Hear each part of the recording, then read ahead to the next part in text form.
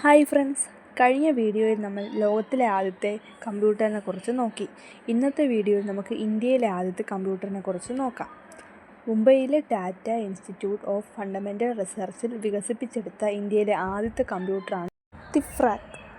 Tata Institute of Fundamental Research Automatic Calculator. തുടക്കത്തിൽ 1950കളിൽ ഒരു ടിഫ്-ആർ പൈലറ്റ് മെഷീൻ വികസിപ്പിച്ചെടുത്തു.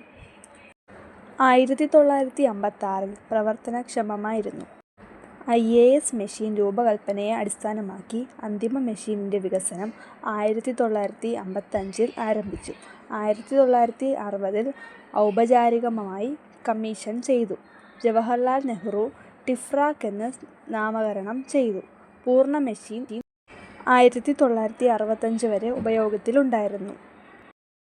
ഗ്രാഫുകളുടെയും ആൽഫാ ന്യൂമറിക് ചിഹ്നങ്ങളുടെയും അനലോഗ് ഡിജിറ്റൽ ഡിസ്പ്ലേയ്ക്കായി കമ്പ്യൂട്ടറിലേക്കുള്ള ഒരു സഹായ ഔട്ട്പുട്ടായി പ്രവർത്തിക്കുന്നതിനായി ഒരു cathode ray tube display system വികസിപ്പിച്ചെടുത്തു.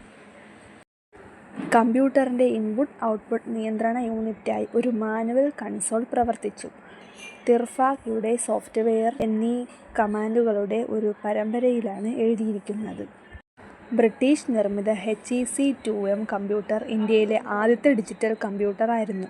ഇത് 1955ൽ കൊൽക്കത്തയിലെ ഇന്ത്യൻ സ്റ്റാറ്റിസ്റ്റിക്കൽ ഇൻസ്റ്റിറ്റ്യൂട്ടിൽ ഇറക്കുമതി ചെയ്ത് ഇൻസ്റ്റാൾ ചെയ്തു. അതിനു മുമ്പ് ഈ സ്ഥാപനം 1953ൽ ഒരു ചെറിയ അനലോഗ് കമ്പ്യൂട്ടർ വികസിപ്പിച്ചെടുത്തിരുന്നു. സാങ്കേതികമായി ഇന്ത്യയിലെ ആദ്യത്തെ കമ്പ്യൂട്ടറാണിത്. വീഡിയോ ഇഷ്ടമായാൽ എല്ലാവരും ലൈക്ക് ചെയ്യൂ. ഇനിയും ഇതുപോലുള്ള വീഡിയോസിനായി സബ്സ്ക്രൈബ് ചെയ്യൂ.